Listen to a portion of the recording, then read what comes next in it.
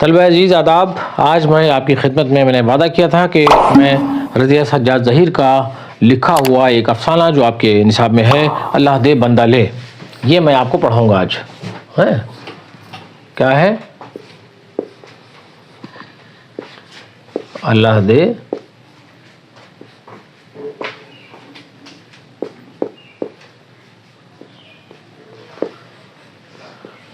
یہ افسانہ آپ کے نصاب کا ہے جو میں پڑھانے جا رہا ہوں آپ کو. دیکھیے، عنوان سے ہی ظاہر ہوتا ہے کہ ہمیں جو اللہ نے دیا ہے وہ بندہ لے لیتا ہے. کیا مطلب ہوا اس کا؟ اس کا مطلب یہ ہوا کہ کوئی نہ کوئی بات ضرور ہے کہ ہم کو جو چیزیں عطا کی ہوتی ہیں وہ بندہ ہم سے لے لیتا ہے. آئیے اس کو دیکھتے ہیں کہ یہ کیا ہے اس افسانے میں. تو اس افسانے کی شروعات یوں ہوتی ہے. طلبہ عزیز، جب فخرو سرسی سے سنبھل آیا تو اس نے دھوتی کی جگہ تہمت باندھا، کمری اتار کے کرتا پہنا. سنبھل سے مراد آباد پہنچا تو تہمت کی جگہ پاجامے نے اور کرتے کی جگہ قمیض نے لے لی. سرسی میں وہ الف کے نام لٹھا نہیں جانتا تھا. سنبھل میں ہمارے ماموں نے اس کو اردو لکھنا سکھایا اور مراد آباد پہنچ کر وہ اتنا تیز ہو گیا کہ ہمارے بیرسٹر ماموں جو کتاب کہتے وہ الماری سے نکال لاتا. قانون کی ایک ایک کتاب پہچاننے لگا. سب قصے، داستانیں، رسالے اسے معلوم ہو گئے. لیکن اس ترقی کے باوجود ایک کمی اس کی شخصیت میں رہ گئی کہ وہ بوٹ جوتا نہیں خرید سکا. بوٹ اس وقت بھی کافی مہنگے تھے اور 5 روپے میں سے 3 روپے گھر بھیجنے اور 4 آنے مہینہ میں مسجد میں چراغی، 4 آنے یتیم خانے کا چندہ اور 8 آنے فاخری دادی کے پاس جمع کرانے کے بعد پھر بچتا ہی کیا تھا جو فخرو بوٹ جوتا بھی خرید سکتا. آخر ہر مہینے حجامت بنواتا تھا، یعنی داڑھی بنواتا تھا، بال کٹواتا تھا. بیٹری، ماچس، دھوتی کی دھلائی، سر کا تیل، یہ سب مفت تو آتا نہیں تھا. اس لیے اس کی شخصیت میں یہ ایک کمی رہ گئی. اور دوسری کمی اس کی ذہنیت میں رہ گئی تھی کہ وہ نماز پڑھنے سے برابر انکار کرتا چلا گیا. ترقی کے کسی اسٹیج پر بھی اس نے نماز نہیں پڑھی. ہمارے بیرسٹر ماموں کو اس معاملے میں اس کا یہ اڑیل بیل والا رویہ سخت ناپسند تھا. اڑیل بیل والا رویہ. بیرسٹر ماموں کئی سال ولایت میں رہے تھے، سوٹ پہنتے تھے، انگریزی فر بولتے تھے، مگر نماز 5 وقت کی پڑھتے تھے. جب وہ نماز کے لیے بآواز بلند اذان دیتے تو باقی گھر والوں کی سٹی گم ہو جاتی تھی. ہر شخص ان کی گرجدار آواز کے روب میں آ کر فوراً نماز پر کھڑا ہو جاتا. ہمارے نانا جب تک جیے اس بات پر بے حد فخر کرتے رہے کہ ان کے کئی دوستوں کے بیٹے تو ولایت جا کر اپنا دین ایمان بھول گئے، مگر ان کا بیٹا اتنے دنوں ولایت میں رہنے کے بعد بھی 5 وقت کی نماز پڑھتا اور 30 روزے رکھتا تھا.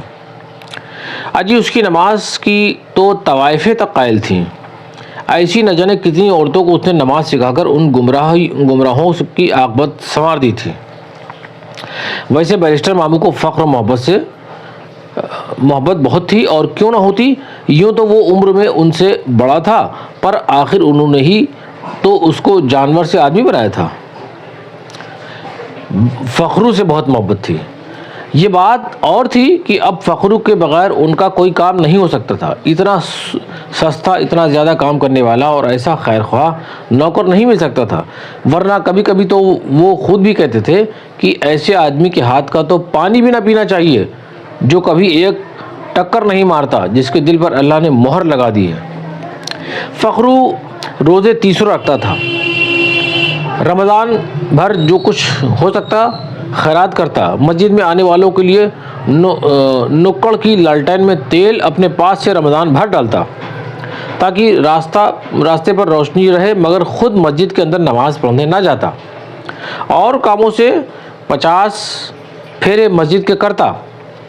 ماموں رمضان کے دوران کئی بار اس سے کہتے، ابے تیرے روزے رکھنے سے فائدہ ہی کیا ہے، بیکار فاقہ کرے ہے، بغیر نماز کے کہیں روزے ہوئے ہیں. اجی آپ نے جو کتاب پڑھائی تھی میر صاحب، اس میں تو نماز الگ لکھی ہے، روزہ الگ لکھا ہے. یوں تو نہ لکھا کہ نماز بغیر روزہ نہ ہو سکتا یا روزہ بغیر نماز نہ ہو سکتی. اب اس صریحی منطق کا ماموں کے پاس کیا جواب تھا؟ وہ اسے دھتکارتے ہوئے کہتے، چل کم وقت دور ہو، لاکھ طوطے کو پڑھایا پر حیوان ہی رہا۔ دلچسپ بات یہ تھی کہ فخرو نے کبھی بیرسٹر ماموں سے انکار بھی نہیں کیا تھا۔ وہ نہیں پڑھے گا، پر کچھ ایسا ہو جاتا کہ وہ صاف بچ نکلتا اور پھر مزے میں رہتا۔ مثلاً مغرب کی نماز کے لیے ماموں مسجد جانے لگتے تو فخرو سے بھی کہتے ابے چل مسجد۔ مغرب اور صبح کی نماز وہ مسجد میں پڑھتے تھے، پہلے گھر میں اذان دیتے پھر مسجد میں جا کر نماز پڑھتے۔ فخرو گھر کے دفتر والے کمرے کی طرف اشارہ کرتا اور بڑی معصوم سی صورت بنا کے چھپکے سے کہتا اجی بڑا موٹا موکل ہے بیرسٹر صاحب، جو میں تمہارے ساتھ چلا جاؤں تو وہ مچھلی کی طرح کھلی جاوے گا۔ تم پڑھ یاؤ نماز، جتنے میں اسے باتوں میں الجھائے ہوں۔ جب مغرب کی نماز پڑھ کر وہ لوٹتے تو فخرو کو موکل سے گپ شپ کرتے پاتے۔ کبھی کبھی صبح کو وہ فخرو کو آواز دیتے ابے آ مسجد جا رہا ہوں۔ وہ چائے کی ننھی سی پتیلی مانجتا ہوا سندلے ہی پر سے بڑے اطمینان سے جواب دیتا اجی تم چلو۔ فاخری دادی کو رات لرزہ چڑھ گیا، ان کے لیے 2 پتی چائے دم کر کے ابھی آؤں ہوں فردٹ۔ تم چلو میر صاحب۔ فاخری دادی بڑی جلالی سیدانی تھی اور گھر میں سب سے زیادہ پھوس قسم کی بزرگ، 95 برس کی تو ان کی عمر تھی، لہذا ان کو سب کے حالات معلوم تھے، ہر ایک کی ماں کا مہر اور ہر ایک کے بزرگوں کی خرابی یا عمدگی ان کو پتہ تھی۔ ان کو غصہ چڑھتا تھا وہ 7 پشت توم کے دھر دیتی تھی۔ ظاہر ہے ان کی چائے میں کون اڑچن لگا کے اپنی 7 پشت تومواتا۔ ماموں بڑبڑاتے پیر پٹکتے چلے جاتے۔ جاڑوں میں اکثر سب لوگ رات کو کھانے کے بعد بیرسٹر ماموں کے کمرے میں جمع ہو جاتے، کیونکہ وہاں سب سے بڑی والی انگیٹھی سلگتی تھی۔ فخرو بھی وہیں ہوتا۔ کبھی کبھی بیرسٹر ماموں اس سے بحث کرتے ابے میں کہوں ہوں آخر تو اللہ کے گھر جانے سے کیوں کنی کاٹے ہے؟ فخرو بڑے بھولے پن سے حیران ہو کے جواب دیتا اجی لو اللہ کے گھر جانے سے کون بندہ کنی کاٹ سکے ہے؟ بھلا ابھی میں اسی دن نہ گیا تھا روزے داروں کی افطار لے کر گئے، بڑا دیگچا گھنگھنی کا جلو آپا نے حوالے کر دیا کہ لے جا مسجد۔ وسیلے نو نے کیا تھا کہ پھگنا کو لے لے پکڑانے کو، پر میں نے اکیلے ہی سر پر اٹھا کے منٹوں میں پہنچا دیا کہ افطار ہے ثواب ہوئے گا۔ بھلا 10 شیر سے کیا کم رہی ہوگی گھنگھنی، کیوں جلو آپا؟ اے نہ ڈنڈی کی تلی، پورے 15 شیر تھی، جلو آپا نے گواہی دی۔ ابے وہ تو ٹھیک ہے، پر تو نماز پڑھنے کیوں نہیں جاتا؟ دعا مانگنے سے کیوں گھبراوے ہے؟ بیرسٹر ماموں نے صاف صاف سوال کیا۔ اجی واہ میر صاحب، اتنے بڑے بیرسٹر ہو کے یہی انصاف کرو ہو؟ اجی دعا نہ مانگوں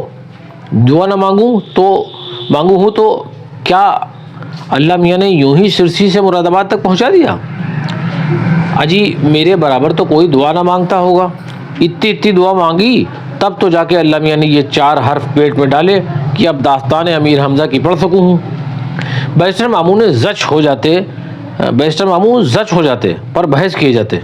آخر وہ بیرسٹر تھے، یہ سرسی کا لنگوٹی بند ان کو جرا میں کیا ہرا سکتا تھا؟ کہتے تو کوٹری میں بیٹھ کے ڈھیروں دعائیں مانگے ہیں، تو پھر کیا جماعت میں نماز کا حکم ہے نا؟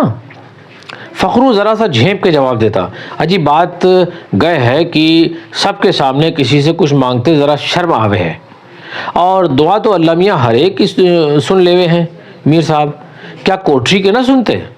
اور مولوی صاحب تو اس دن کیے رہے تھے کہ رسول اللہ کبھی اپنے حجرے میں نماز پڑھی تھے اور کبھی مسجد، اور حضرت یوسف نے تو قید خانے میں دعا مانگی تھی۔ اور ماموں کھسیا کے بولے اور کے بچے کیا بکتا چلا جاوے ہے؟ استغفر اللہ، تیری اور نبیوں کی برابری ہے، تیری اور نبیوں کی برابری ہے۔ فخرو نے کان کو ہاتھ لگایا توبہ ہے اجی میں گئے تھوڑا ہی کیے رہا ہوں، میں تو گئے کہہ رہا ہوں کہ گناہگار بندوں کو تو وہی کرنا چاہیے جو آپ کرے تھے، جبھی تو نجات ہوئے گی، جبھی تو آپ سفارش کریں گے۔ صلی اللہ صلی اللہ اس نے اپنی انگلیاں آنکھوں کو لگا کے چومی، ہماری عقیدت کی اس کی آنکھیں بھیگ گئی تھیں۔ بیرسٹر ماموں نے عاجز ہو کے حقہ طلب کیا اور گڑگڑانے لگے۔ یقیناً فخرو کے دل پر خدا نے مہر لگا دی تھی۔ پھر ایک دن گھر میں بڑا ہنگامہ مچا۔ بات یہ ہوئی کہ فخرو کے پاس ایک جوڑا جوتا کہیں سے آ گیا، جوتا نہیں بوٹ، ایک دم عمدہ والا، چمچم کرتا، چاہو تو اس میں منہ دیکھ لو۔ اس کی 6 ننھی آنکھوں میں کالے ہی ریشمی فیتے پڑے ہوئے تھے جن کے آخر میں سیاہ بٹن جڑا ہوا تھا، اور بٹن سے آخر کی طرف فیتے کا بالکل منا سا، بالکل ذرا سا ریشمی پھندا اوپر کو منہ اٹھائے جیسے کوئی محبوب اپنے بھرے کلی سے ہونٹوں کو سکوڑ کر سیٹی بجا رہا ہو۔ اور پھر اکیلا جوتا بھی نہیں تھا، ساتھ میں ایک ڈبیا، پھر اس پر کرنے والی پالش بھی اور ایک برش بھی۔ سب بچے بے حد جوش میں تھے، باری باری سے جوتا اٹھا کے دیکھتے، کوئی پالش کی ڈبیا کو گول گول زمین پر نچاتا، کوئی برش کے بالوں پر ہاتھ پھیرتا، کوئی فیتے کے پھندے پر انگلی چھواتا۔ نوری آپا نے تو یہاں تک کی تجویز کی کہ جوتے کا کوئی نام بھی رکھا جائے۔ بیرسٹر ماموں کا بھی موڈ اس وقت اچھا تھا، ہنس کے بولے ہاں ضرور رکھو، خدا بخش رکھو اس جوتے کا نام۔ سب ہنسنے لگے، مگر فخرو سنجیدگی سے بولے اجی گئے تو ٹھیک کہو ہو میر صاحب، میں نے بہتری دعائیں مانگی تھیں کہ اللہ میاں تم نے سب کچھ دیا، بس ایک بوٹ جوتا اور دلوا دو کہیں سے۔ میر صاحب وہ جو عورت بھگانے والا موکل آیا تھا، اجی وہی جس نے اجھاری والی تمیزن کی لونڈیاں بھگائی تھی، اور تم نے وسے صاف چھوڑا لیا تھا، تو وہ ون نے مجھ سے کیا بھائی، جب میں آؤں تھا تو میں بڑی خاطر کرے تھا، اب میں باعزت بری ہو کے گھر جا رہا ہوں، تو بتا کیا لیوے گا، سو چٹکی بجاتے ہیں، چھپر پھاڑ کے اللہ میاں نے دلوا دیا گئے بوٹ۔ اچھا ہے نا میر صاحب؟ اس نے بڑے پیار سے جوتے کو دیکھا۔ اے ہاں بہت اچھا ہے، بیرسٹر ماموں بولے۔ اب آج تو چل مسجد، شکرانہ تو ادا کر۔ فخرو چپ ہو گیا۔ جھک کے اس نے جوتے اٹھائے، بڑی احتیاط سے ڈبے میں رکھے، برش جوتوں کی آڑ میں فٹ کیا، پھر ڈبیا ایک کونے میں بٹھائی، ڈھک کے اسے ستلی سے باندھا، ڈبہ بغل میں دبایا اور کھسک لیا۔ شام کو مغرب کے وقت بیرسٹر ماموں مسجد میں داخل ہو رہے تھے کہ انہیں فخرو کا سا یہ گلی کے نکڑ پر دکھائی دیا، نئے جوتے پہنے، نئی قمیص کا دامن اڑاتا، نئے پائجامے کے پائچے پھٹکارتا، پان چباتا، ایک دوست کے ہاتھ میں دیے وہ گلی میں موڑنے ہی والا تھا کہ بیرسٹر ماموں نے للکارا، فخرو، ابے او فخرو، ہیاں آ، ابے ہیاں آ ہیاں۔ فخرو پھنس چکا تھا، اس کا دوست اور وہ دونوں آئے۔ چل وضو کر، ماموں نے حکم دیا۔ فخرو کسمسا کے بولا اجی پان کھا لیا ہوں میر صاحب، اور پھر گئے بھی تو بات ہے کہ پان سسرال والوں نے کھلایا ہے، تھوک نہ سکے ہے بیچارہ۔ اس کے دوست نے ٹکڑا جوڑا۔ ماموں ہنسنے لگے۔ سسرال؟ کیسی سسرال؟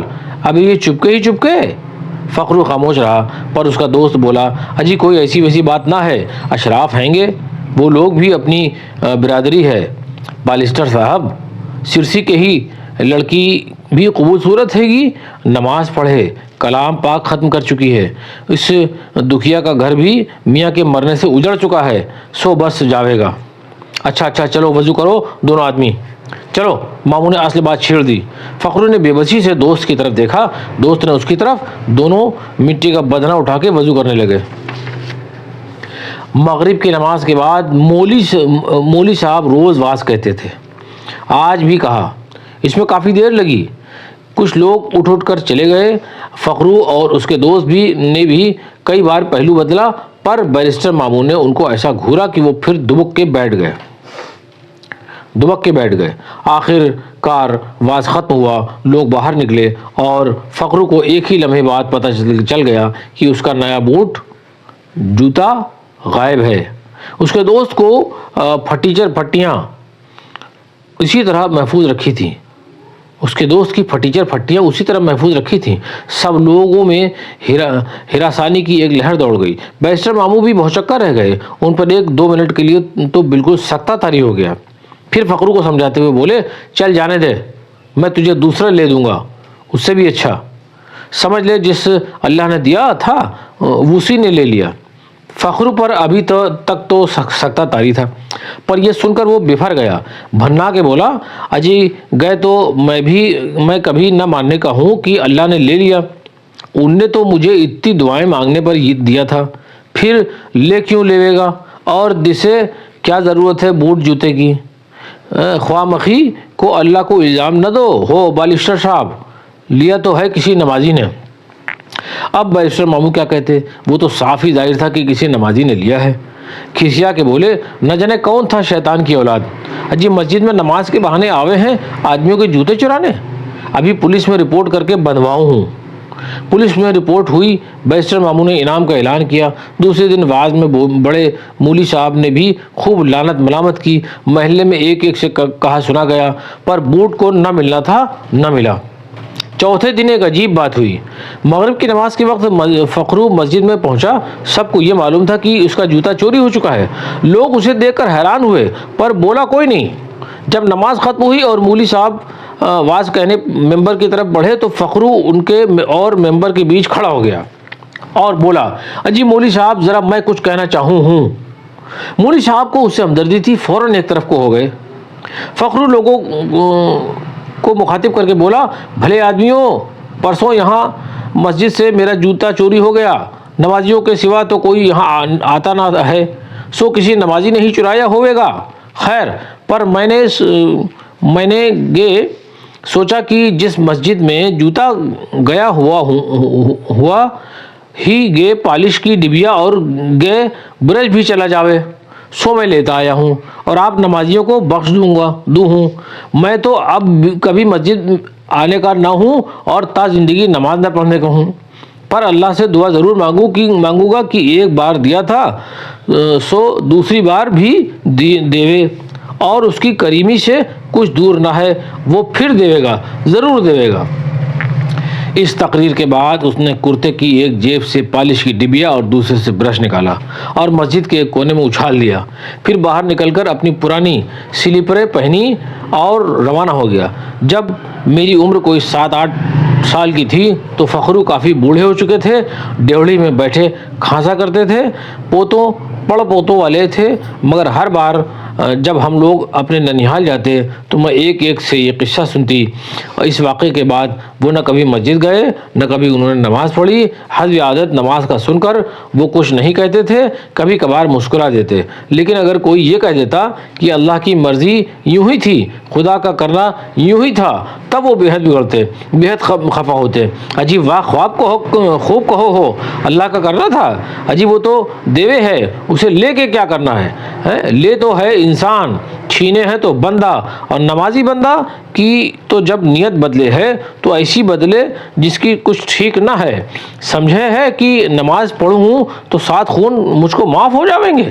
جانے ہے کہ اللہ کچھ کہنے کو آنے سے ریا، گواہی دینے سے ریا، پنی ساری کی کرائی، اگلی پچھلی گوڑی سمیٹی اور اللہ کے سر تھوپ دی، اپنے ہاتھ جھاڑ کر الگ ہو گئے، اور خواہ مخی اللہ کو الزام، کیا انصاف کرو ہو، واہ جی واہ۔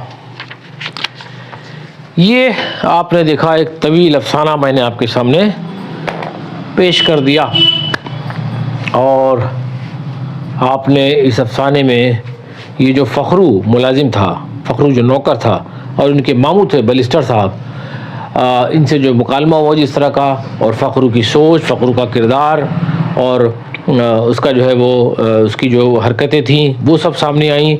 افسانے میں دلچسپی بھی ہے، سبق بھی ہے، نصیحت بھی ہے، بہت کچھ ہے، منطق بھی ہے، یعنی بہت ساری باتیں رضیہ سجاد زہی نے اس افسانے میں جمع کر دی ہیں۔